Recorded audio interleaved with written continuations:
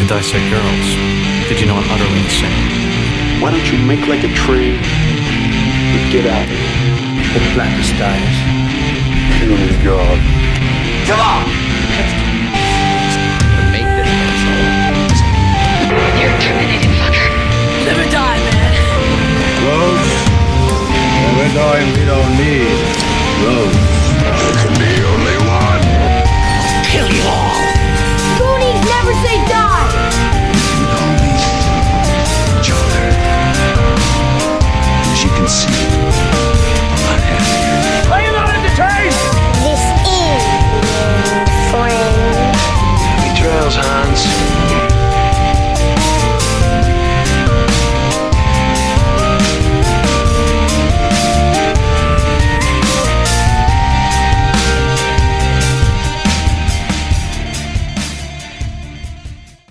Welcome back to the Skewered Universe podcast. My name is Jeff, and we are in February. Sometimes we call this First Watch February. Leanne won't be joining me on this show, but I do have a very special guest. You know him from Scotchworthy Productions. He has been on before talking about bloody, disgusting TV. You know his movies. You love him. It's our friend Tony Wash. How you doing, Tony? I'm doing great, Jeff. How you been? You know, I can't complain, man. I woke up today. I feel great. We're in a good spot, so I can't complain. Awesome. Well, it's good to talk to you. It's been a while, and yeah, it's too bad Leanne's not on the show this time around, but tell her I said hi, send my love, as always. Definitely will. So what's going on? Not a whole lot. I mean, it's been a while since we last talked. I believe it was last year, and what I've been seeing before we get into the other reason you're on, because we did want to talk about a movie. You've always said you want to come on and talk horror, and we've got that set up. Mm-hmm. But I've been seeing that you've just been on the convention circuit recently. I think you just did what was it, Days of the Dead? In Atlanta, yeah, last weekend. Not that long ago. How was that? Because that looked like a lot of fun. Yeah, I did. The Days of the Dead conventions I've been frequenting pretty regularly because there's always one in Chicago. And I actually think they're doing two in Chicago now every year. Yeah, one in the spring and one in the late fall, early winter.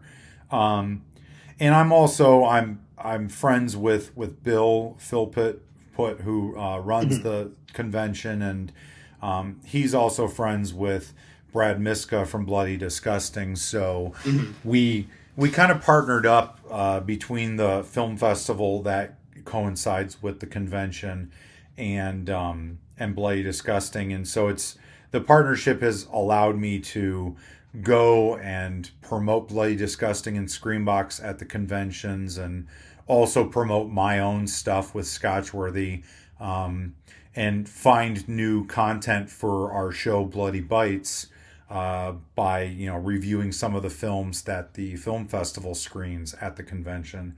So all in all, it's just been a real win-win situation for both parties.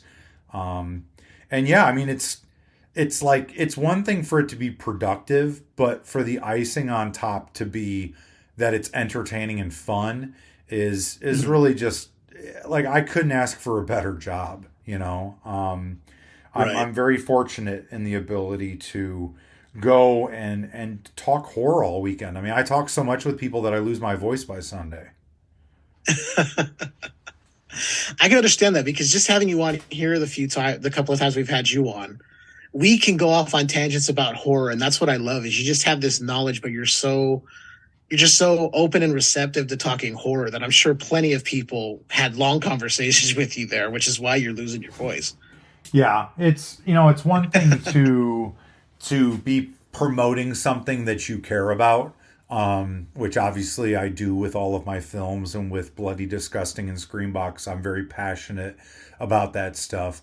But at the core of it, I've been a horror fan my entire life. Even before I was able to watch the movies, I was watching black and white horror films when I was 4 years old, and then I was reading, Scary Stories to Tell in the Dark and shit like that when I was 5 and 6 years old. I remember buying the books from the book fair at school, in elementary school. And so it's to me, it just comes naturally because it's something that has been a part of my life ever since I can remember. And you just, it's difficult for me to shut up. I'm already a frequent talker as is, but when you have me talking about something that I truly care about, you're not going to get me to shut up very easily. So. Right. I'm the same. My wife tells me that I frequently do not shut up enough. It's one of the reasons she told me to start a podcast, because I talk too damn much. Hey, there's nothing wrong with that. And apparently she likes that you talk a lot enough to want to be on the podcast with you sometimes. So yeah. I guess that kind of blew up in her face, very much huh? so. Take that, Leanne. She's going to love this because I usually send her like a preview file. So that way, if she catches anything that maybe needs to be cut out, like just weird noises that maybe she'll hear that I don't. But she'll hear this ahead of time and then give some feedback. So I'll let you know what she says. Sounds good. We've said all nice things about her, so she won't rip your head off. That's good. Yeah, no, Yeah. we're good. We're good. Yeah. One thing that stuck out to me was you guys had a huge turnout for Terrifier 2. Yeah.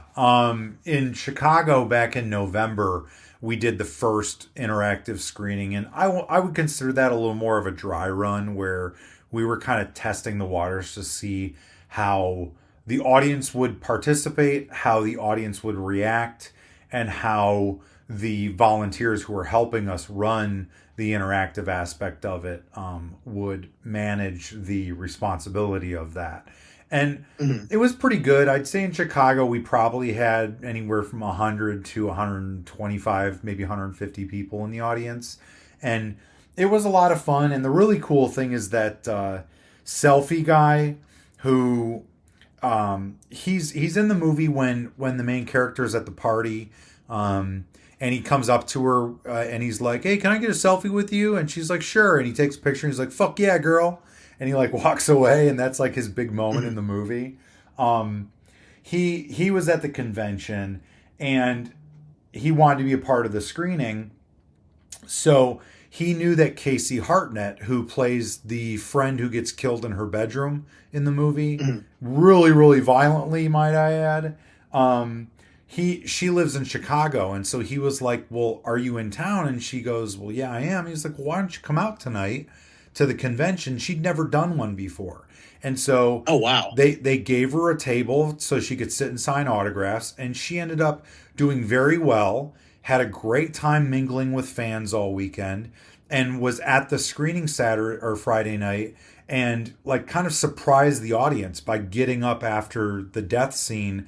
And kind of, we paused the movie and she's like, "Hey, everybody, just want to let you know I'm okay. I got to the ER in time. They patched me up. I had some really attentive doctors and my insurance is really good." And so, you know, I really appreciate the outpouring and support on Instagram, you know? And so it was just really fun, and it was a great success. And, you know, we shot the audience with warm water from squirt guns when there was blood spraying on screen, and we threw wet noodles at people and stuff. And so we had a lot of fun. And what I did was I asked the audience when I talked to them on Saturday and Sunday, I'm like, you know, give me feedback. Hit me up on Instagram and let me know your thoughts. If you have ideas of things we can add to it, or if there were things that you criticize. The biggest thing people said is we needed an intermission because it's a 2.5 hour movie, and it was a drinking game too. So it's like people were like, not only did I need to get up and piss, but I need to get up and stretch my legs and get another beer, you know? So we ended up kind of polishing it a little bit. And a lot of the credit is due to Audrey and George Lane, who run the film festival for Days of the Dead, and Sophia, I believe her last name's Siegel or Spiegel. She's a friend of mine who handles a lot of the, I don't really know, I guess patron relations is what I would kind of attribute to her role with Days of the Dead. Okay. And so she, like, promotion and that type of stuff, like the patron experience, you know, when people are at the convention. And so they did a really good job of stepping up the not only the interactive nature of the screening, as well as the organization of it with not just their volunteers, but also they printed out a really nice like postcard that had all of the drinking game rules on it so that the audience could read them and say, okay, well, I know every time the mom yells at the kids, we have to yell something back at the mom and take a drink, and shit like that. And so I give them a lot of credit for really making it an awesome experience, and we promoted it a lot. And so I think we had between like 250 and 300 people in the audience. The room was filled. Wow. The audience was cheering and having a blast. The entire cast and crew that was at the convention, which was most of the people, the little girl, Casey Hartnett, the blonde friend who gets killed in the bathroom at the end of the movie, David Howard Thornton, Damian Leone was there. All the producers were there. It was just, it was so cool because they all had a really good time. Every one of them got up at one point throughout the movie, and like Selfie Guy got up and took a selfie with everybody on stage. So yeah, it was a lot of fun. I'm so glad that it worked out well, and I'm hoping that we can do more of these in the future because Screambox is, acquiring more original programming like that, and exclusive releases. So hopefully we can continue to do that. That sounds so cool. Like, I wish I could have been there, because when I saw the line from the photos you had shared online and just seeing the view from the stage back looking out at the audience, I was like, man, I would love to be there. Mainly because I still haven't got around to checking out the film, but from people who know horror, I've heard nothing but good things about Terrifier 2. So yeah. I'm excited to check it out, but I've noticed Screambox is just getting so much stuff. I mean, it's like a rival. I'm not trying to like create any drama or start anything, but it's like a rival to Shudder. It's like there's Shudder and there's Screambox. So you've got an alternative. If you don't find it on one, it's going to be there. And I like that Screambox is here. Like I said, I've got the subscription to it. I sourced so much stuff for this year from Screambox, and I'm excited to get into it. It's a good resource, and I need to check out Terrifier 2 because I've just been doing so much, I haven't got around to it yet. Well, it's a 2.5 hour movie, so it's definitely a dedication of time when you finally do get around to it. But yeah, I sincerely appreciate that, and I know that that the rest of the Screambox and Bloody Disgusting team appreciate the support of having a subscription to it. I don't disagree with you, and obviously everybody compares it to Shudder. I think that it's the yin to the yang in terms of your horror subscription-based VOD platform. And my wife does a really good job of comparing it to back when Netflix was the big thing and Hulu was just kind of getting their feet wet in the VOD streaming setup. And now you look at Hulu and they're a direct competitor to Netflix. And so, Screambox has been around for a long time, but before Cinedigm acquired it and rebranded it with Bloody Disgusting as kind of the content curators for Screambox, it was a lot of stuff that was just very, it had a lot of content on it, but none of it was really high quality. And so when they acquired it and acquired Bloody Disgusting shortly thereafter, the intention was, we want you guys to really step up the game by providing some awesome horror content that audiences are only going to be able to find here.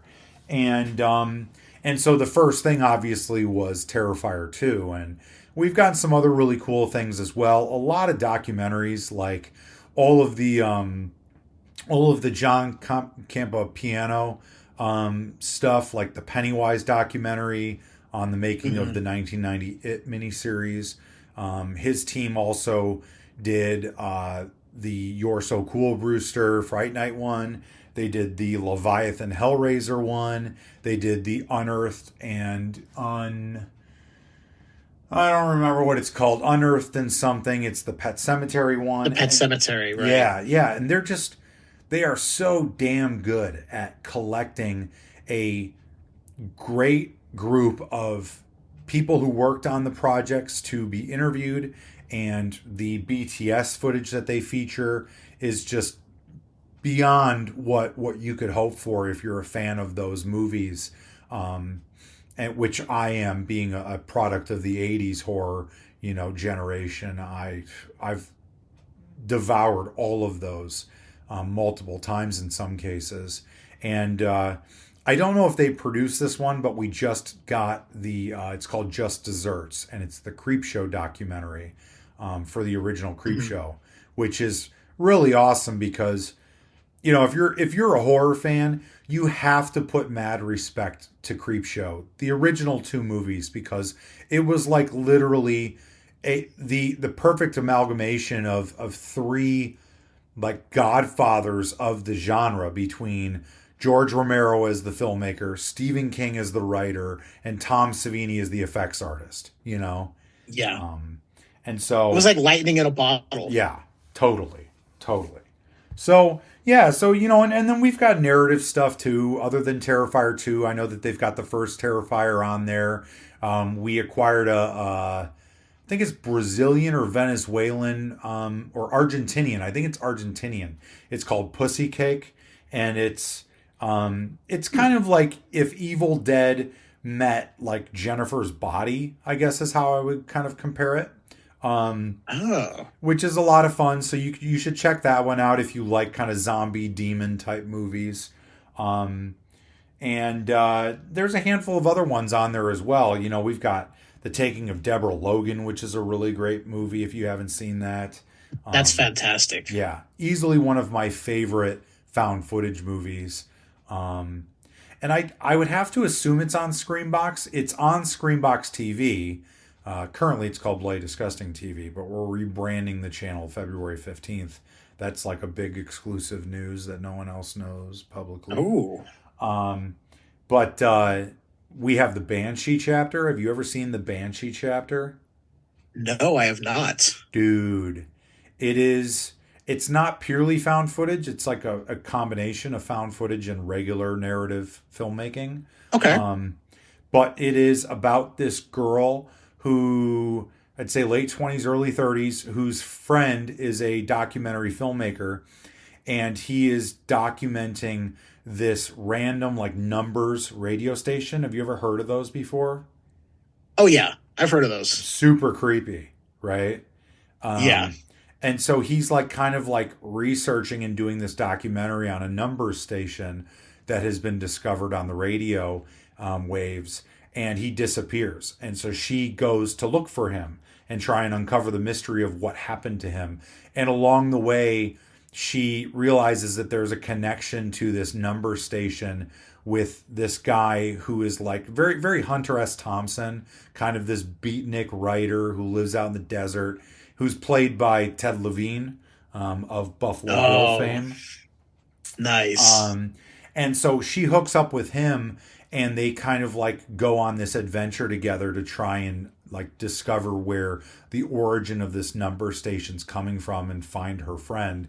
And it is super creepy. Like, it is legitimately, in the last 10 years, one of the scariest movies I've ever seen, in my opinion. Oh, nice. Yeah. So we have that on the channel, and I've been programming the ever-loving hell out of it because we just got it last month.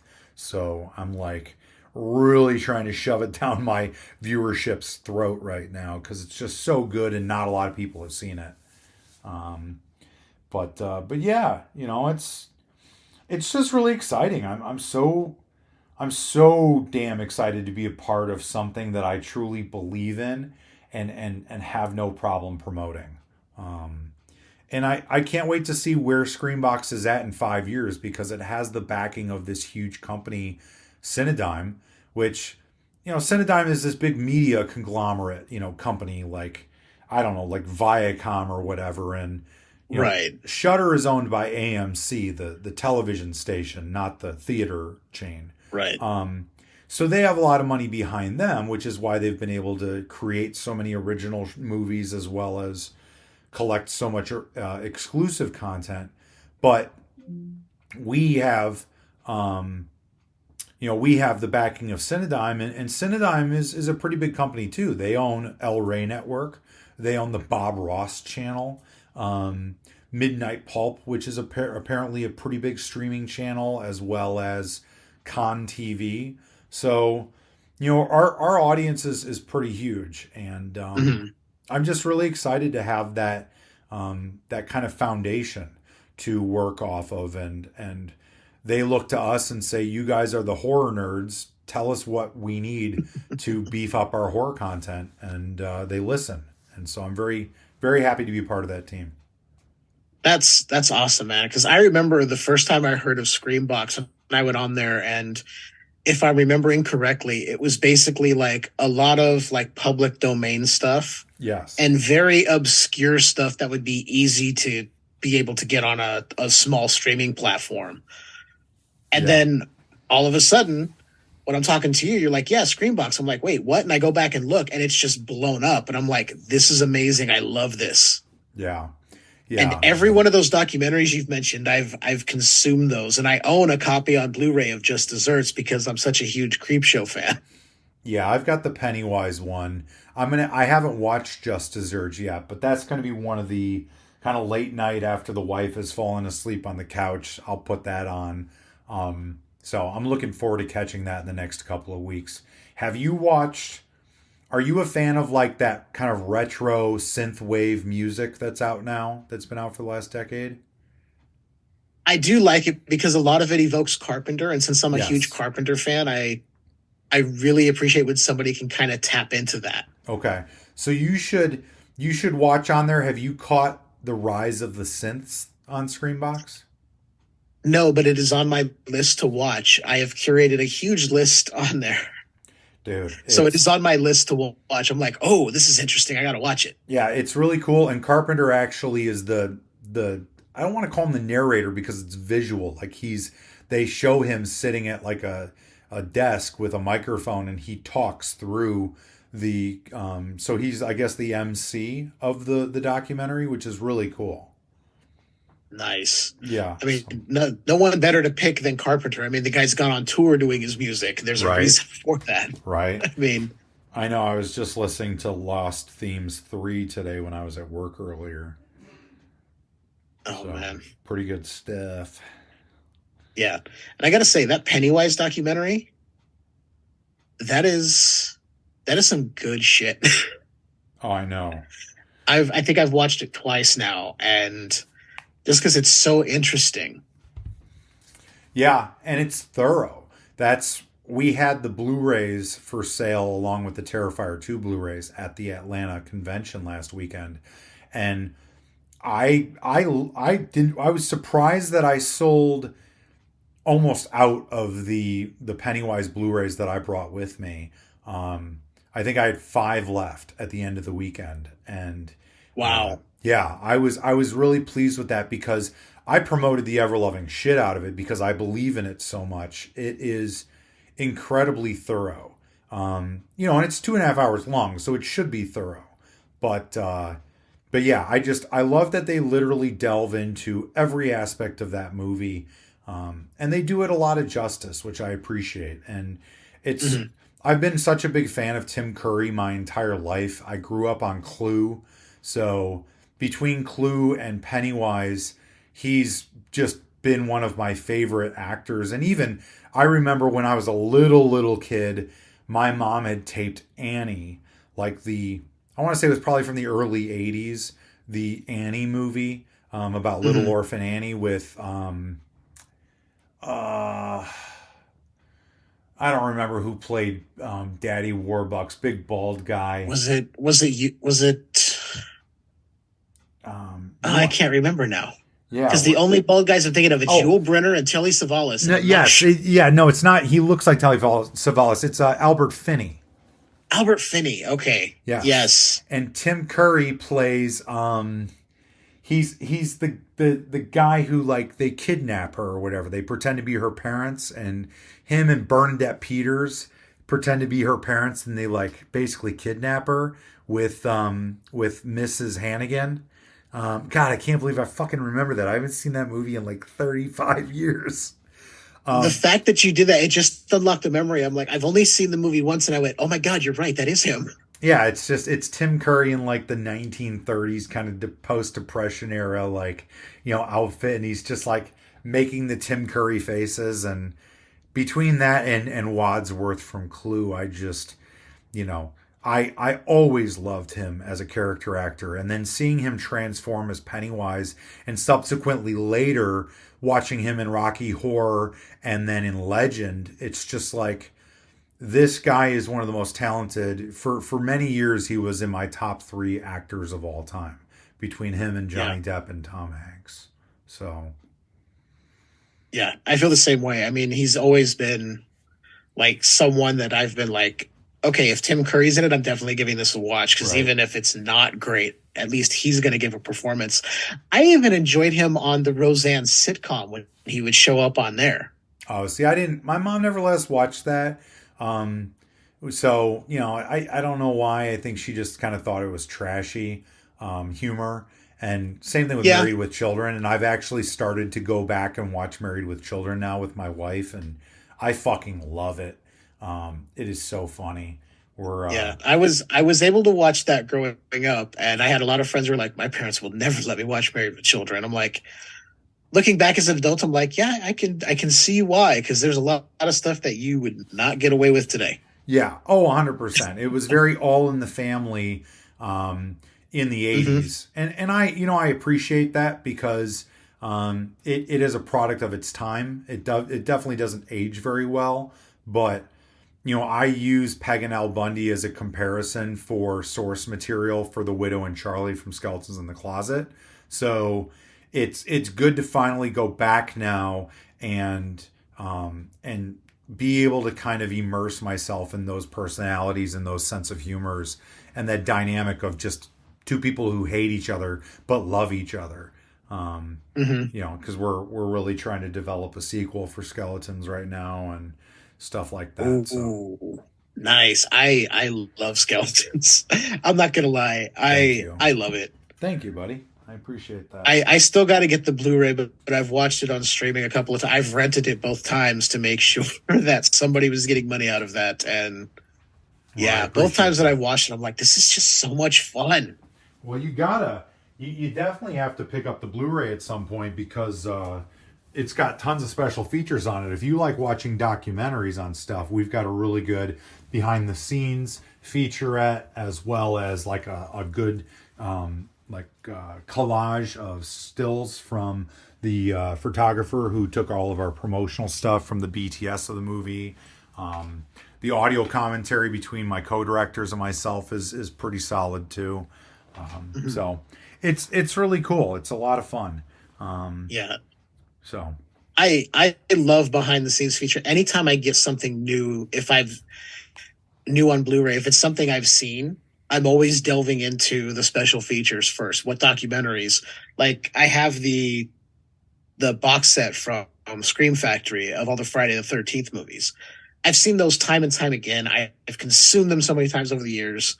I started going through just all the special features, which a lot of it was taken from Crystal Lake Memories, but there's still newer stuff. Sure. So anything I didn't know, I'm just consuming. I'm just taking it all in. I'm like, this is great. And there's other little things they put together, and I'm a huge special features nerd when it comes to all that. So yeah, when I get Skeletons, I'm going to dive into all of that. Even if it's 4 hours, that'll be 4 hours of my time spent very well. Well, I appreciate that. Yeah. Hit me up when you decide you want to pick it up, and I can just have you PayPal me separately instead of going through the website. That way you don't have to pay tax on it. So it saves you a couple bucks. Definitely, man. I'll definitely let you know, because there's that. And then, since we're talking movies being released, you guys are currently working on something that's really fun. I believe it has to do with an anniversary that is this year. Yeah. It is the 15-year anniversary of the release of It's My Party and I'll Die If I Want To. Technically, it was last year, but I've been working on developing the 15-year anniversary edition for a few months now. It's My Party released September of 2007, and I just sold my last DVD of the Fuck Start Your Face edition, which that was back in November. So ever since then, I've been developing this 15-year anniversary edition, which is a 2-disc DVD set. It's got the feature-length movie, which has, it was my first feature. It's very Night of the Demons meets Evil Dead meets Creepshow. I shot it while I was going to Tom Savini's special effects school. So all of my friends from school worked on it with me. It's all practical special effects. It features a cameo from Tom Savini. He came out for a day and was in the movie with us, which was a lot of fun, and super motivating. And then, so we've got a bunch of special features on that disc as well. And then it includes the second disc, which is the Choose Your Own Adventure version of the movie, which is a ton of fun. Basically, when I started making the movie, it was a 45-page script. And I knew that as a short film, it really wasn't going to set me that far apart from other independent filmmakers. So I needed to make it a unique calling card. And the way to do that was to make it a Choose Your Own Adventure movie.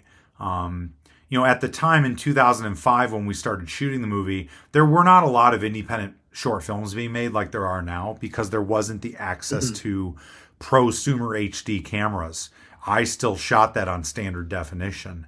And so despite the fact that there wasn't as much, for lack of a better term, competition with independent filmmaking in the community, I still wanted something that set me apart from everybody else when I was going out there and talking to people about the movie and showing it to them. So I wrote it as a 45-page script, and then I added these different tangents that the characters would go on. And if you killed them, you had to start over again. And with DVD authoring being the way that it was, when you author a DVD, it's kind of like building a family tree, and you can branch off of the menus with the different videos. So all I did was just, like with a normal DVD will have your main menu, and then your main menu will have your play movie option, your chapter selection option, your special features option, your audio option, so on and so forth. And so I just did that a bunch more times, and each of the menus was a chapter that you could choose. As you're going through the movie, it would go to a menu and say, do you want to do this or this? So it's a lot of fun, and a lot of people enjoy it because it not only does it give it more of that nostalgic feel, the movie already has a very 80s look to it and feel to it, but making it Choose Your Own Adventure, I think, really adds to that 80s feel, because those books were really prominent in the 80s, if you remember. Oh, yeah. Yeah. I read my fair share. Yeah, so I always really loved that, and so I'm excited about that. And the last version of the movie, the DVD, had all those features as well. But the really exciting thing about the 15-year anniversary edition is that I'm including a 30-page comic that is of the sequel, You Would Die Too If It Happened to You. And it's the first 30 minutes, basically, of the sequel, where if you've seen the first movie, the main character, Sarah, has to fight through a horde of monsters in Burkett Manor at the end of the movie. And so we start out immediately after the first movie ends, kind of like Halloween and Halloween 2. And you are now seeing what happens after Sarah survives this massacre of her friends that have turned into monsters, courtesy of the evil in Burkett Manor. And the evil possesses one of the EMTs that is carrying the bodies out of the house in the aftermath of the massacre. And she sees this happen and has to pursue this paramedic that is now possessed by Mr. Burkett's evil. And, it kind of goes from there, and what happens next. And it's really cool because I think it's giving the audience that, and there's a lot of diehard fans of that movie who have been, a fan of it for 15 years now. So now it's like this additional content that they might have heard an inkling that there was a sequel script that we tried to produce at one point, or they didn't even know that it had a sequel, that there's more to Sarah's story.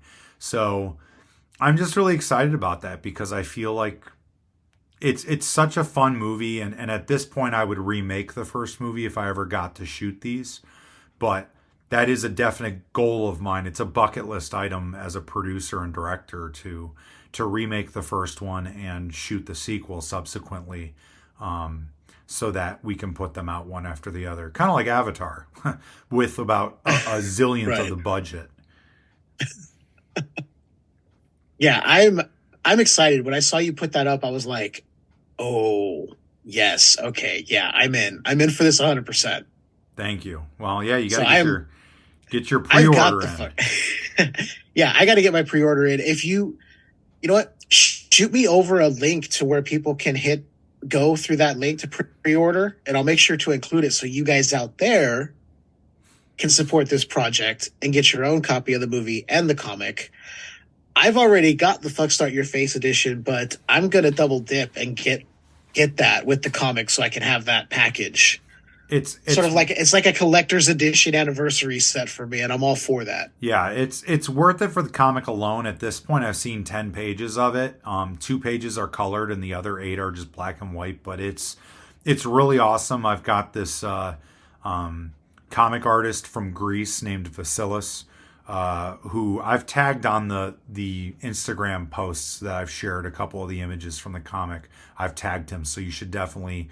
People should follow me on Instagram at Scotchworthy, is my tag on there.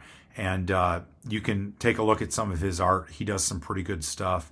So it's worth it just for the comic alone, even if, you already have a copy of the movie. But it's also, the great thing about pre-ordering it is that I'm also doing a contest where I'm going to be giving away actual like props and stuff from the movie. Including like some of the screen worn like costumes from the movie, as well as I think I might be giving away Sarah's katana sword from the end of the movie where she kills Mr. Burkett with it. Oh, nice. Yeah, I think that might be like the grand prize. I also have some like literally first edition DVDs where I literally burned the DVDs on my computer from the master file of the movie in Final Cut Pro, and like designed the DVD cover sleeve and like printed it myself and at like Staples. And so I have like, I think I have like the first 25 copies all numbered and signed by me. And I think I'm going to give those away as well. And I'm also going to be donating a small portion of the sales to cancer research in memory of Adrian Fisher, the star of the movie, who passed away a couple years ago of cancer, unfortunately. So yeah. That's an awesome thing to do with those proceeds. That's awesome. And I kind of feel like this is also like a way to just like kind of pay tribute to her. Like, hey, her work in this, because I will say everyone in the movie is great. She is just a great heroine. You created such a great character in that, and she brought it to life so well. I love that performance.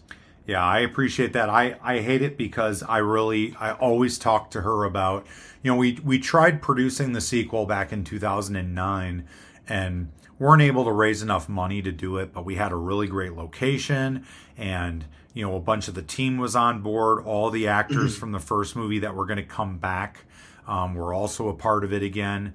And so it was unfortunate that it didn't end up happening, probably for the best, because I don't think that we would have raised enough money to do it justice, at least, because there is a lot of special effects. It's very Dead Alive. The sequel is very Dead Alive, or Demons 2, where it's just like a army of demons are attacking Sarah and her two kind of the two people that are helping her fight these creatures to get to Burkett.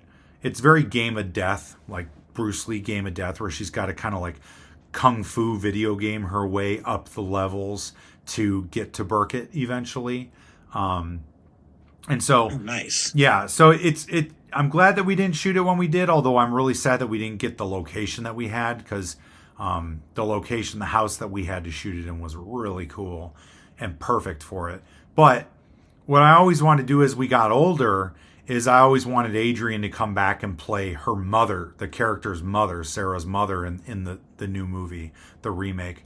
And so since I can't do that, I'm obviously going to dedicate the movie to her when we make it, if we make it. But I have every intention of trying to get some of the other actors involved again, like Darcy Wood, Danielle Nordum, who were her friends Dee and Cassie in the first movie. I think that it would be fun to get them involved if we could somehow. So we'll see.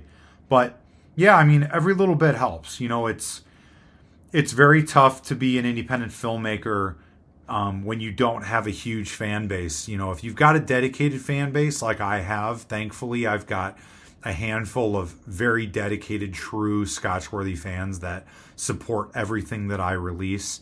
And I love all of you guys for it.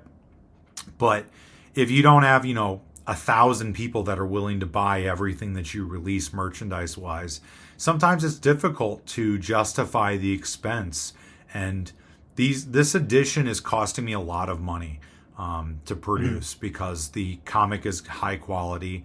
I'm doing 30 pages, so it's pretty extensive. And then obviously printing the DVDs and the cases and all that, it's a lot, but I'm really excited about it. So that's why I'm trying to give it as much oomph as I can with the prizes and all that stuff. Yeah, which is definitely cool that there's going to be that, but I'll do my part to try and help because I've been a huge fan of you guys. I mean, It's My Party was the first movie I saw you guys do. And then, of course, I went and bought, A Chance in Hell, The Rake, and I've gone down the Scotchworthy spiral, and it's so great. Thank you. So yeah, I'm gonna do my part to do whatever I can to help you guys promote the hell out of that because it's an awesome thing to do, and especially getting the comic book follow up so we can kind of see where it's gonna go, and then hopefully if enough people buy it, we'll get a remake of these movies because that would be awesome too. Yeah, well, that would be something that with my position at this point with Bloody Disgusting and Screambox, my goal is going to be to start producing original content for the platform. And, I think that It's My Party is the perfect thing for that platform. And after we've been generating stuff for, I think, a couple of years, we'll be at the point where we'll be able to get budgets together that'll facilitate, the production value that I want for both of those films. And thankfully, movies like Terrifier 2 were huge successes for Screambox and Bloody Disgusting. So it's kind of paving the way for us to do that. So I'm very excited about what the next 5 years hold. Yeah, that's very cool. If you get those budgets together, because I mean, it took Shudder not to go back to them, but it took them a while before they were able to produce any original content. So, I mean, it's not like Shudder was right out of the gate getting original stuff. They started out very much like Screambox. It was a small library, and then it just kind of got bigger after AMC. So I've got hope. I've got hope for Screambox to be moving up, and I'm excited to see if your original content gets on there because that would be just so cool to see. Well, that's really the awesome thing about it is that at this point they're talking to me about developing two original series for Screambox TV. That's what my current task is, which is pretty awesome. I'm really excited about it because I reached out to the filmmaker community that I've been a part of and that I've curated over the last 7 or 8 years through World of Death and Bloody Bites, the two shows that I produce with Bloody Disgusting. And I have some really awesome concepts that I'm really excited about pitching Bloody Disgusting in the next few weeks and getting produced over the next year. So I think that that's going to be the start of this exciting and wild ride. So you will see updates as they happen. That's for sure. And I'm going to make sure I share those rounds as soon as I see them. I want everybody to know what's going on because it's awesome. Thank you, man. I appreciate it. So much cool stuff. And the fact that the transition here to the other reason I wanted you to come on today, because in the past, we've discussed everything you're working on, and then it kind of delved into us just talking about horror. Yeah. So I reached out Actually, did I reach out to you? How did this? I don't even remember how it worked. I have been doing so much podcasting stuff trying to get things laid out for the year. I don't even remember if I reached out to you directly or if you kind of reached out to me. I don't remember how it worked out, but I know I suggested a couple movies to you and you went, you're basically kind enough to go, no, not those. I'm not watching those. Well, let's do this one instead. It wasn't that it wasn't that I wasn't necessarily interested in watching one of those three. It's just that I was on a podcast a couple of, I don't know, maybe a month ago, and the guy asked me a question. He's like, if you were to remake a horror movie, what would it be? And my answer was, it's like everybody always goes to like their favorite horror movie and wants to remake it. Like, oh, I want to remake Nightmare on Elm Street or Texas Chainsaw Massacre or something, and Night of the Living Dead. And it's like, I wouldn't want to remake a movie that doesn't need a remake. I would want to remake a movie that is a great concept that may not have been executed correctly, or didn't have the best budget to support the idea back in the day. And so that's kind of where I went with it. And so I think I said there were three movies. It was Hell Night, it was House by the Cemetery, and then Superstition. And I was like, you know what? I haven't watched Superstition in a while. So I was like, I'm going to watch that. And then you hit me up and said, let's, get you on the podcast. Let's watch a movie. Do you want to watch one of these three? And I said, well, I've been, or you could watch, or we could do something else. And I was like, well, I kind of set this movie aside, pulled the Blu-ray out of my stack and was going to watch this one. Have you ever seen it? And you were like, no, I haven't. So I was like, well, shit, I'd love to introduce you to a lesser known early 80s supernatural slasher like Superstition and see what you think of it. And I love that you brought it to the table because, like I said, I hadn't seen it. Superstition from 1982 or 1985 for the technical U.S. release. All those stories about murders and ghosts. It's haunted, they say. I'm scared.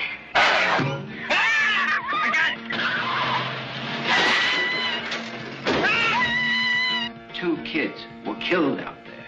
One kid was gutted and slashed to death. The other microwaved. There was a warning. There are many houses on this foundation. All of them and their tenants come to bad ends. And only one man listened. Well, when did this violence begin? There was a legend. We want justice! I will not die!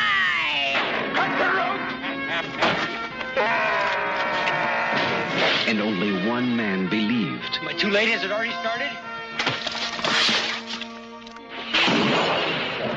There is a superstition, and will anyone survive?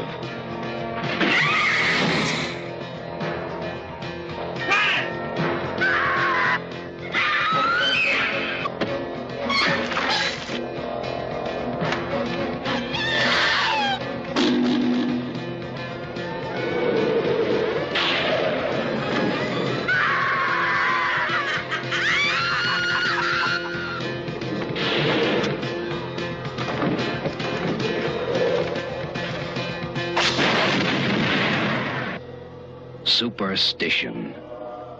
The victims who died were the lucky ones.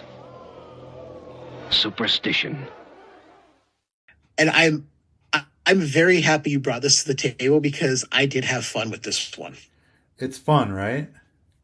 It is. And just to let people know, we are probably going to spoil this because we're just going to talk about it. We're not going to go through the entire like scene by scene breakdown or anything like that. But the fact that this is a witch who has come back and is getting her revenge in modern times, it sounds like such a like, oh, it's been done before. But the way this is done, and it may not have been executed perfectly, but I was so interested in the story. Call me crazy, but I was very interested in the backstory and everything as to why this was happening. Yeah, I agree. I love that they kind of delve into that, late 1600s witch, witch scare that the country dealt with back in the day. And, you've got this town that has accused this woman of kidnapping and murdering a child, sacrificing the child to Satan, and they don't know what to do with her. And it's like because she's like threatening them and mocking them, it's like the village convinces the priest of the father of the town to sentence her to death.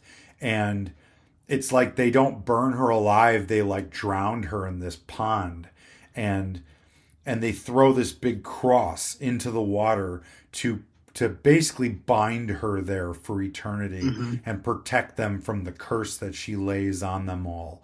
And they all end up dying these horrible deaths because the curse actually is able to kind of seep past the bond that this cross has kept to protect the village. But yeah, it's like you come to modern day now in the 80s, and this property is kind of abandoned, and the witch's spirit is able to kind of roam the property at night, but is like locked in to only roaming at night until this family moves into the house, and they like pull the cross out of the pond.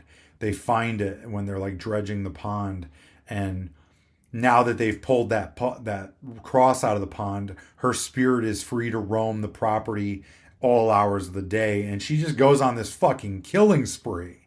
And it's like the most outlandish deaths you could think of, Oh yeah. It was, and the fact that they had the balls to kill a kid, right? I'm like, all right, let's see what else we got. And you don't even really know the kid's dead. I mean, you pretty much know once the kid's grabbed, but you're like, okay, is he going to come? Because you don't know, is the witch going to use him in some way? Is he just dead? Nope, he's dead. Well, she kills 3 kids. If you remember the 2 teenagers in the beginning of the movie. That's right. She cuts the one kid's head off and puts it in the microwave so it blows up. And then the other kid, she fucking, so she's supernatural. So she's kind of like Candyman or Freddy Krueger, which I think is a really cool dynamic to a slasher film where it's supernatural. But I love the fact that the second kid can't get out of the house because she closes all the doors.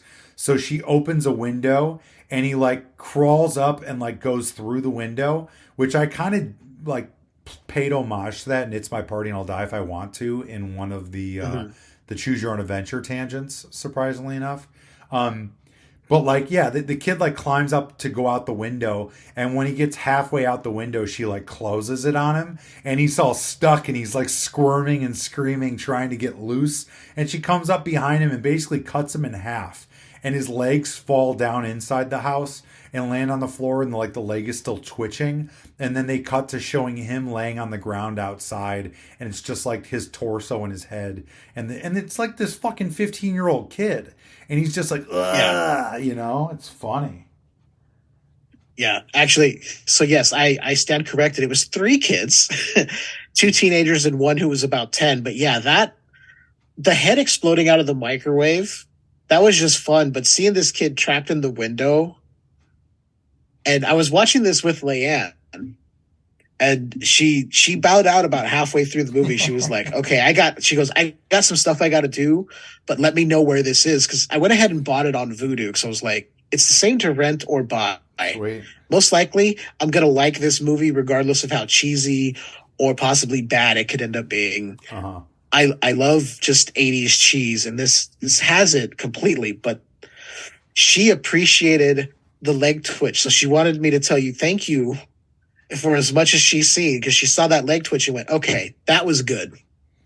I've always said that is something that not enough horror directors do in a movie. The twitching of a body part after it's been killed. One of my favorite deaths ever. There's 2 of them from Day of the Dead, when the dude at the end gets ripped in half and he's like, Joe got him, and his voice gets all groggly. And then when the other military guy gets his head ripped off and his scream raises in pitch by like 3 octaves, those types of attention to detail are the things that I think are really important for like just adding that last little accent of realism to a death scene in a movie that I think just makes it even more effective when you're trying to like really unnerve an audience. And so yeah, I really love how they did that in Superstition. And it's super hokey otherwise. Like you think about the priest who gets killed by the fucking the table saw blade that like flies across the room and buries into his chest and keeps spinning, even though it's not attached to anything, and literally cuts itself through his torso and through the chair that he's sitting in. I mean, how much sillier can you get than that? Yeah, when I saw that, I went, okay, I know now I get exactly what we're dealing with. Yeah. Okay. Because those first couple of kills, you're like, oh, okay. All right. And then you see that and you're like, I don't understand how, but maybe, supernatural, whatever. Okay. We've established supernatural happens. Maybe that's why. I don't know, but it was kind of cool to see the blade go through his chest. Although if you watch closely, and this is just, this is low budget filmmaking in the 80s. The way they showed him, like a close-up of his face, there was enough of his chest where you could see where the saw was supposed to be, but the blade wasn't there. Then they'd cut back and show you where the blade was. Yeah. It's a minor nitpick, but I mean, I just love the fact that there was all sorts of blood, and then the saw blade goes right through him and just spins on the ground after. Yeah, right. Well, and the really awesome thing about it is, let me find, okay. So here's the really cool thing about that movie that I didn't even realize until I watched it this most recent time. When I watched it, I saw the producer names at the beginning, the 2 producers who present it, Mario Kazar and I think it's Andrew Vajna or whatever. So I was like, okay, I recognize those names, and instantly when I went to their IMDb, I knew why I recognized their names. And just to kind of run through the credits of the movies that these 2 guys produced, okay? The tour de force that these guys were as producers in the 80s. They started with The Changeling, which is arguably one of the best haunted house movies I've ever seen. Okay. That's why I know those names. Not to cut you off real quick. That's because I was like, those names are familiar. Why? No, okay. That's not why you know the names. That's their first movie that they produced, which is really awesome. Okay. They did all the Rambo movies. They did Deep Star 6. They did Total fucking Recall. They did Repossessed. They did Jacob's Ladder, LA Story, The Doors, Terminator 2, fucking Basic Instinct, Universal Soldier, Chaplin, Cliffhanger, Stargate, Showgirls. I mean, the list goes on, man. Like, think about that's where those guys started. They started on Superstition of all movies. Holy shit. Isn't that crazy? Okay, so I know them for a lot more. I recognize their names because of Rambo. I watched Rambo 2 religiously when I was like 9 years old. So I knew as soon as I saw Kassar and Vajna, I was like, I know those names. Those guys did Rambo, didn't they? Sure enough. I mean, it's amazing to think that they made this low budget slasher movie that took 3 years to get released in the US because of all the problems that they had with the production and the post-production on it, apparently. Right. And then they went on to produce like these $150 million blockbusters like Terminator 2 and Total Recall. It's crazy. Yeah. To see them start on this and then just that list of just, hit after hit after hit. Yeah. And even if it wasn't a big hit, it's just something that is in the zeitgeist of pop culture. I know. It's crazy. Like, I grew up on those Rambo movies too, but most recently I rewatched The Changeling just a few months back. So when those names popped up, I'm like, God, those names look so familiar. I know I've seen them somewhere. So when you said Changeling, it kind of sparked. I went, yeah, I remember seeing it there. but then everything else is like, oh, there's my childhood. They're partially responsible for what I watched growing up. Okay. Yeah. I mean, they helped create, the career of Arnold Schwarzenegger and Sylvester Stallone. So, arguably the two largest action heroes of all time. So right. Pretty damn awesome. Yeah, no kidding. Yeah. Holy shit, man. So, but I'm glad you enjoyed it. It's a fun movie, and it's really hokey. I started it when I first told you I was going to watch it, and then I finished it over the weekend in Atlanta with my friend Adam Michaels and his wife Kaylee. She fell asleep about 5 minutes in, but Ab and I, he made it about 45 minutes in, and then I finished it up, and it's a lot hokier than I remember. The last time I watched it was probably 4 or 5 years ago, and before that it was probably 10 or 15 years, but it's still a fun movie. It's a good one to watch with a group of horror fans that really like hokey, insanely like profuse violence and stuff that makes not a lick of sense type of stuff from the 80s. It's one of those movies that I just love. Yeah, I have a new love for this movie because, like I said, I had never seen it. I hadn't even heard of it till you mentioned it. So I was like, okay, I wonder what this is all about. But immediately I was like, there's going to be something good about this because if Tony's recommending it, I'm going to trust his judgment. Yeah, I have a very specific taste in horror movies, and Superstition definitely falls into that mix for sure. So, you look at like when we were just on the video chat, you look at the posters I have on my wall in my office. I've got Night of the Creeps, Return of the Living Dead, House, Fright Night, Friday the 13th Part 3, Ghost Story, and Leviathan. It's like, if you like those movies, you're going to like Superstition, Exactly.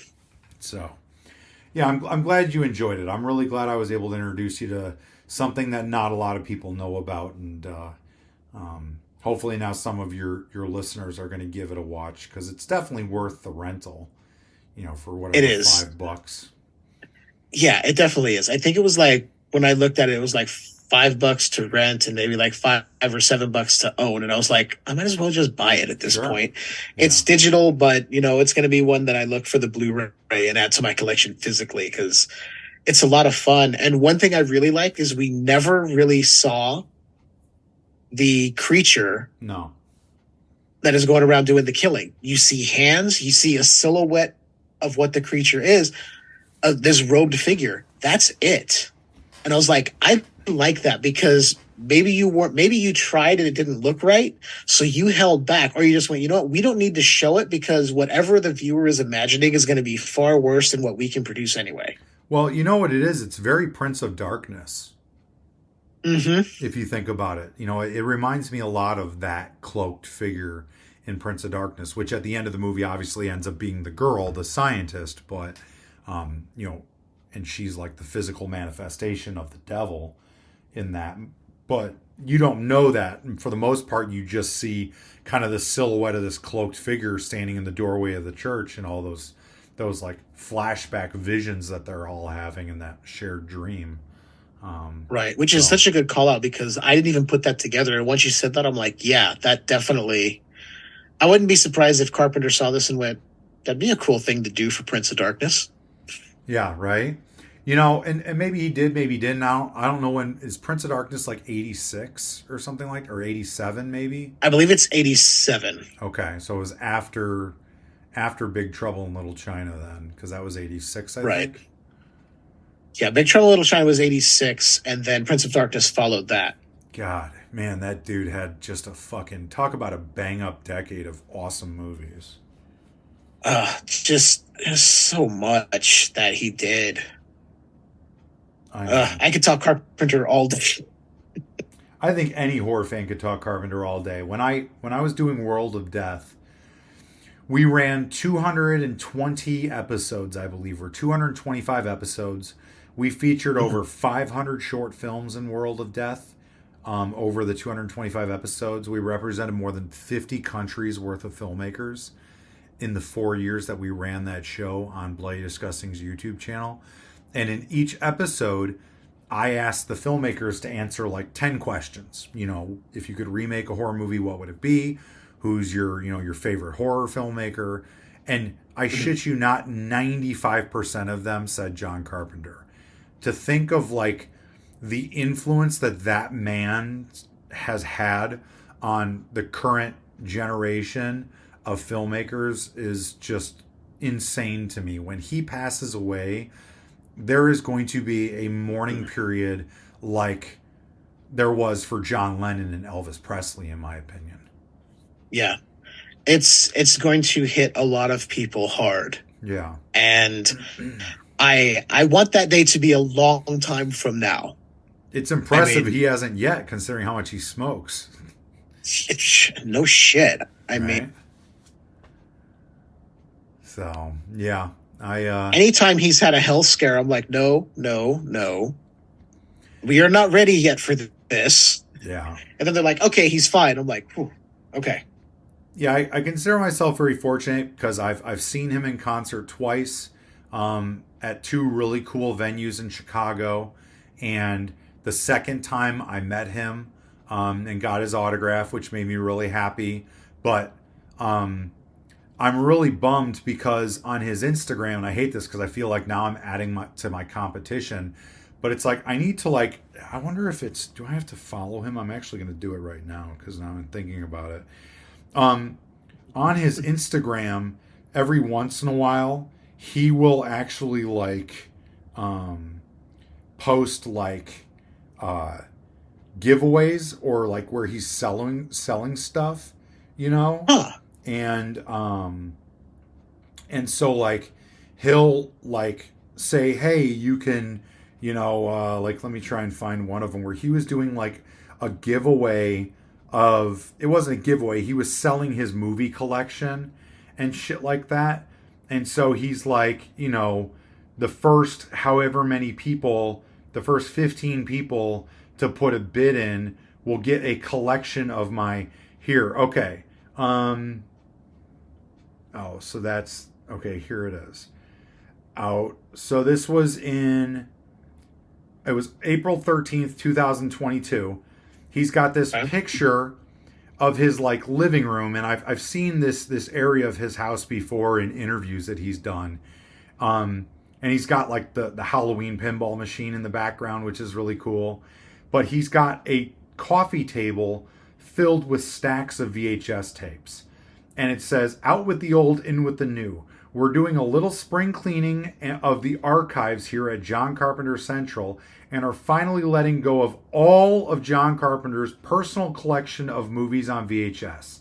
This is your chance to get a piece of it. Each VHS mystery box contains 10 VHS tapes from John Carpenter's personal movie closet. Classic films, horror films, westerns, cult films, blockbusters. He watched all of them. And every 10-tape mystery box comes with a personally hand-signed photo of the master of horror himself. So it's and he's done a couple of those things before. I think he got rid of some laser discs as well. And I'm just motherfucker, what I wouldn't give to own a couple of John Carpenter's personal movie collection items, you know? Yeah. God. Same here. I know. I know. So I was I need to be a little bit quicker to the draw on this next time around. Yeah, I'm gonna definitely have to follow him here myself and keep an eye out. Yeah, so it's funny though because I've seen stuff he's done body bags over the last few years has seemed to really gain some traction as a cult thing. Mm-hmm.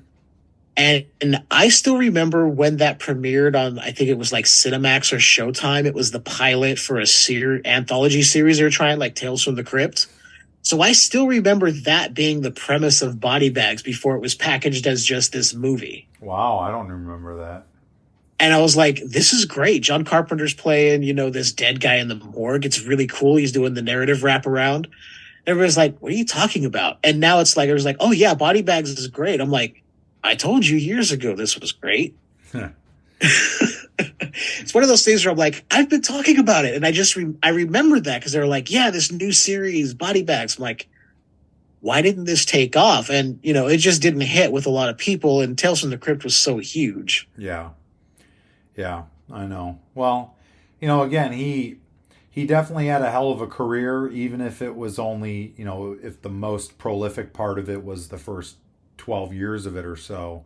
And I still enjoy some of his 90s films. I like vampires. I enjoy, I like In the Mouth of Madness, and I enjoy Ghosts of Mars for as cheesy as it is. I still like it.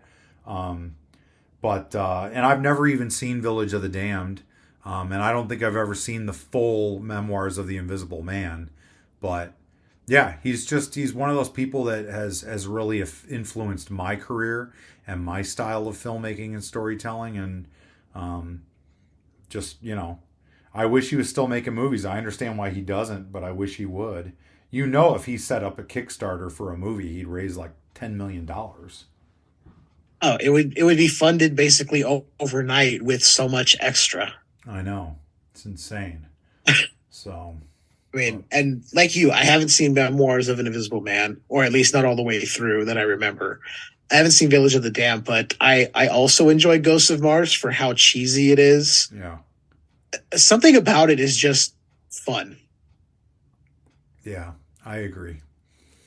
But it's and that In the Mouth of Madness is great too. Yeah, it is. When I was just looking through his Instagram to find that post that I just read to you, I saw like he had posted a picture of the special effects model of the old woman who ran the bed and breakfast when she had like the tentacles and shit with the axe when she killed her husband. It's like, man, that shit was so cool. Yeah. Hobbs End horror. That was my first exposure to like Lovecraftian horror, and I had no idea about Lovecraftian horror the first time I saw that. Sure. Same. And then I was like, what is all this? And then I started digging through and seeing what people were saying, and like, oh, that makes a lot of sense now. Yeah. Yeah, I agree. Super cool. So, yeah. Yeah. Good stuff. Good stuff. Yeah, and Superstition was, to go back to, what we were, get us back on topic a little bit. Yeah. Although I don't care. We could segue all day about things, and it's just fun. I really like I said, the story and the premise of they tossed that cross into this pond, which the pond is like the big thing in this movie. The house itself, but like the pond is like where this evil is emanating from. I like the fact that the bond wasn't completely foolproof, that she was able to roam about at night and still kill and haunt and do whatever. And then once they pulled that out, because they were trying, what was it? They were draining it after that cop fell in and he was pulled in by the creature and killed. Yeah. So like, we're going to drain it. And that's when they found the cross. And then the caretaker who lives in her little shack was like, basically told him, well, you effed up by pulling that out. Yeah. Because now she's going to kill everybody. Yeah. You guys are the reason why this shit's going to hit the fan now. Thanks. Yeah. And the last 15 minutes of this movie is just kill, kill, kill. Yes. Balls out. Yeah. I watched this movie twice over the last 2 days. I watched it yesterday and then I watched it again today just before so I would remember everything about it. I'm glad you liked it that much. I will probably end up watching it again sometime this year because it's going to go in the rotation of ones that I can just put on any time and just watch it. Yeah, it's definitely fun. I feel that way about a lot of 80s horror movies where you can just kind of have it on the background. I'm looking forward to revisiting My Bloody Valentine in the next few days since it's almost Valentine's Day. That's a good one. Yeah, that's got to be a perennial Valentine's movie for me. So, a shame that it got so cut up as it did, like so many other 80s films, though. Yeah, you know, I have the the DVD of the director's cut. And the extra stuff is okay. You know, obviously it's great to have it. I don't feel like I really missed anything by not having that the 100 times I watched it on VHS, but definitely still one of my favorite 80s movies and easily one of my favorite slashers of all time. Oh yeah, definitely. Yeah. I think when I say it's a shame it got cut, it's just like when you look back, you're like, this isn't really that graphic. When you really look at it, it's kind of like how so many of the Friday the 13th kills were cut down. It's like, it's not really that bad, but you know, protecting the kids and whatever they want to hide behind. I'm wondering if part of the reasoning is because it was a Canadian produced film, and so maybe Canada had stricter, similar to like the video nasties in England. Canada might have had a stricter censorship policy than the United States, and so they censored it before it was, internationally released. Could have been the situation. That could be. I didn't think about that. I knew it was a Canadian film, but that thought didn't even cross my mind. That could very well be what happened. Yeah. Have you, since I introduced you to Superstition, have you ever seen Ghost Keeper? No, I've never heard of that one. So it's I think it was made before My Bloody Valentine. Maybe I think My Bloody Valentine was 1981, and I think that Ghost Keeper was 1980 or 1979.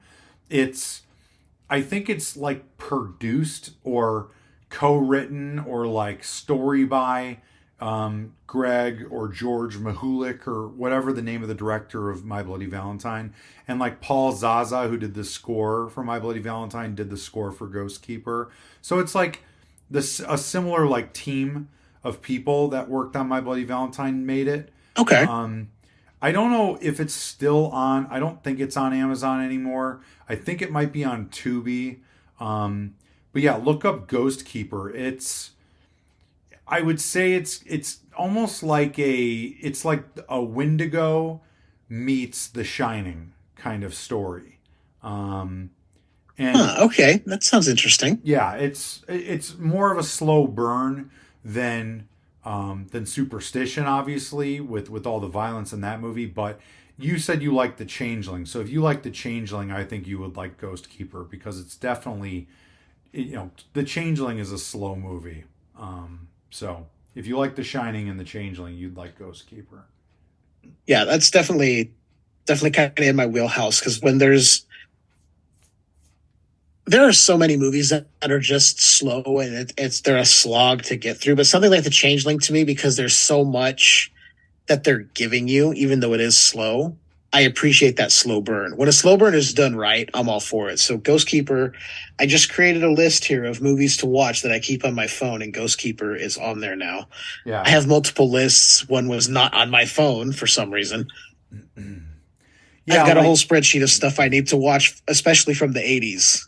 Yeah, I need to do that too. I used to do it and haven't done it in a while. But yeah, it's a really good movie. It's three or a couple is snowmobiling and kind of in the backwoods, and they meet up with this girl who the guy is kind of interested in, even though he's with his girlfriend. It's really kind of weird dynamic.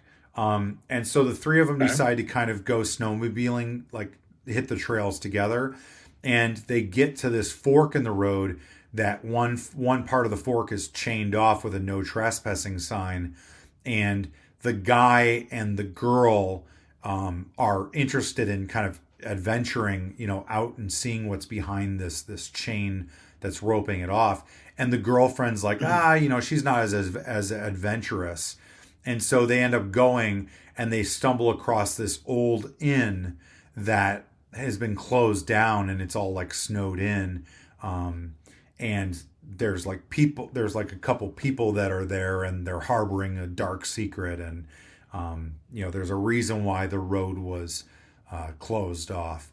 So it's really cool. Like I said, it's kind of a slow burn. It's not as slow as something like Burnt Offerings, which is one of the most boring horror movies I've ever seen.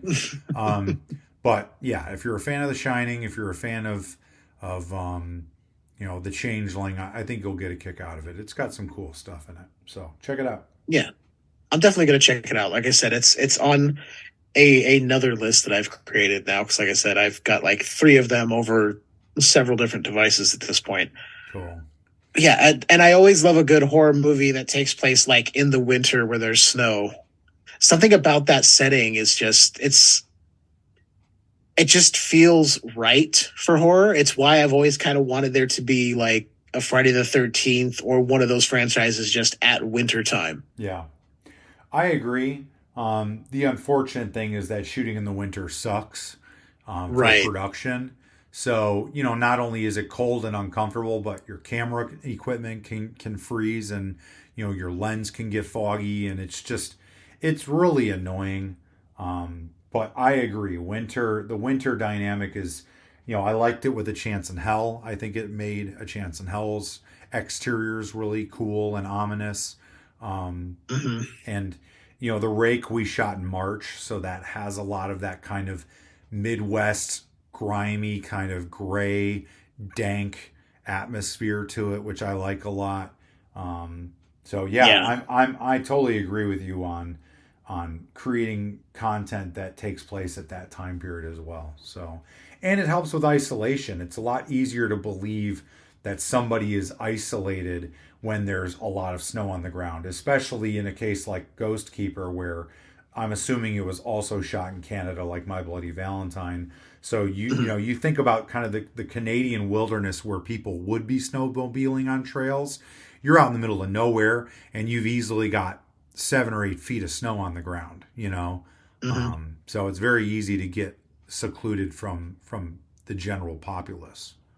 Yeah. And it's that, and then just the visual aspect of like blood on the snow. Mm-hmm. It's just one of those things, the contrast of the red and the white. Totally. But like you said, the isolation alone is one of those things, because like, okay, where do we go? Especially if it's like, and I know it's hard to do it because you said all the weather factors, but like if there's a storm and you get turned around, don't know which way is which if you're out in that, it's just one of those things. It's disorientation, isolation, nobody being there.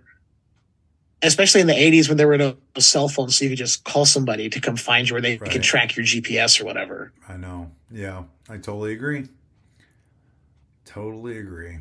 So, yeah, I look forward to hearing what you think once you get a chance to check that out. Definitely put it on your list before, and watch it before it gets too warm out. Although you're in California, right? Yeah, So, we're in California, so it's never super cold here. Yeah, no, I mean, like right now I'm looking out the window and there's snow on the ground, so it's definitely a mood appropriate film for somebody like me in my situation. So, but yeah, I wish there was snow on the ground here. I mean, I don't like driving in snow. I've only done it once, and I didn't realize it was snowing. I thought it was just, a little bit icy in the air. And then when we got to my destination, my wife goes, "Hey, good driving in the snow." I was like, "What? What did you say?" I'm sorry, what was that? Fuck that. I have no desire to ever be around snow except for maybe the week before Christmas. Or if I'm going skiing. But other than that, I'll take 70 degrees every day of the year. Although I do like fall. I get it. I'm a rain guy. When it's raining out, that's when I'm at my happiest. I know some people are like, "Oh, it's cloudy and rainy, I'm depressed." I'm like, no, I love it. Yeah, I agree. I may have been born and raised in California, but I'm not a big sunshine, summertime person. Sure. Yeah, give me dark storm clouds and thunder every day. I'll be happy. That atmosphere helps. It's just a good environment to be creative as a horror person, So I agree. Mm-hmm. Those are the best days to take a nap with the window open, listening to the rain. Cool breeze coming in. It's great. Love it. Oh yeah. So. Oh yeah. But I digress. I should probably get going because I got plenty of stuff I still got to do today. And I actually I went to the pet store and I bought a fish, so I need to get the little guy into the fish tank and out of the bag. So I've been letting him acclimate for the last couple hours. I need to get him into his new home. So nice. Yeah. Well, I appreciate you coming on, taking the time, because I know you've been very busy with everything we talked about at the beginning. Conventions, the re-release, anniversary release of It's My Party with the follow-up comic, just the stuff with Bloody Disgusting and Screambox. I know you've got a full plate. Do you want to give any places where anybody can reach you right now? And then I'll also include links in the show notes for anybody who's interested, especially that pre-order link for It's My Party Anniversary Edition when that's ready. Yeah. Where can they reach you online, Tony? I mean, we know there's a lot of places to get a hold of you and a lot of things that you got going on. Well, I really appreciate you inviting me on the show again and constantly supporting and promoting Scotchworthy Productions and everything that I'm doing. It means a lot to me to have fans like you out there. Without you guys, I wouldn't have a career at this point, which is almost at 20 years now, which is amazing to think back on. So thank you for that. I will always make time to promote our stuff with people that are enthusiastic about that, and to talk about horror, because I love horror more than anything, except for maybe my family and my wife on this planet. So, but yeah, people, the thing I really try and promote now is Instagram. My Instagram handle is Scotchworthy, which is like a bottle of scotch, and worthy, like we are not worthy, all one word, Scotchworthy. So find me on there, follow me, please. I'm really trying to build my Instagram following. I'm only at 1,500, about 1,600 followers, but I'm really trying to work on that. People can go to scotchworthy.com and check out, links to our movie trailers and stuff, and find out information about all of our catalog of work, and can also go to the store on scotchworthy.com and buy a lot of stuff, including the pre-order for the It's My Party 15-year anniversary edition DVD, which I highly recommend. And I'm putting out the request and the pleading to your audience to please, support. If you support independent horror, this is something that it's very dear to me and means a lot to me. And you're also supporting a good cause, because, as I said, I'm going to donate some of the proceeds of each sale to cancer research in memory of It's My Party's star, Adrian Fisher. So I would really appreciate it. It would mean a lot. And it's a really awesome package that not only are you getting the DVD with the Choose Your Own Adventure and the 30-page comic book of the sequel, You Would Die Too If It Happened to You, but you're also, as a pre-order purchaser, you're also automatically entered in a contest to win multiple items from not only from the movie, actual like props and wardrobe and stuff, including Sarah's katana sword, but other things as well, like first edition DVDs and things like that. So, and other Scotchworthy merchandise as well. So, it's definitely worth the $40 pre-order price. And it's basically a Kickstarter campaign without me doing a Kickstarter campaign. So please, anybody out there, support us, come and jump on board and be a part of that. I would sincerely appreciate it. Yeah, definitely. Like I said, I'm going to do my best to promote that for you guys, get as many people I can, because it's $40, guys. I mean, $40 isn't really a lot of money when you think about it and what you're getting, and the chance to win some cool shit. Trust me, that katana alone is worth the $40 for an entry if you get a chance to get it. Hell yeah. This is fucking badass. It's how she kills Burkett. You can put it up on display in your office or on your mantle, or you can keep it next to your bed if you want. I don't know. Ward off evil spirits and robbers with it. Yeah. And I'll offer the same thing to your audience. If anybody finds me on Instagram and sends me a message and says, "Hey, I want to pre-order the movie, but I don't want to pay tax," I'll save you a couple of bucks and give you my PayPal, and you can just send me the money that way, pay for the shipping and the movie, and then that way you don't have to pay tax. So I'll save you a couple of bucks. It's the Skewered Universe discount. I'll definitely let people know that. So, if they go on there and they find you on there, we'll definitely honor that for them. I mean, well, you will. I say we. I have no part of that. We're going by your word, but I appreciate that. That's awesome, because whatever I can do, and if you're going to do that, that's really cool. Thank you, Jeff. We'll make sure we note that in there. We'll include all the links for all that stuff, because you've got a lot of awesome stuff coming up, man. I appreciate it. Yeah, I'm looking forward to getting everything done. I'm looking forward to seeing where the rest of 2023 takes me. So thank you for supporting. Thank you for promoting. And keep in touch with everything, all right? Of course, man. And if there's any time, you have an open invite. So you just say the word. We will have you on. If something big comes up that you need to promote, you say the word. We'll work it in the schedule. Awesome. Sounds good, brother. Sounds good, man. And until next time, why don't you guys just keep enjoying that universe that's just a bit skewered?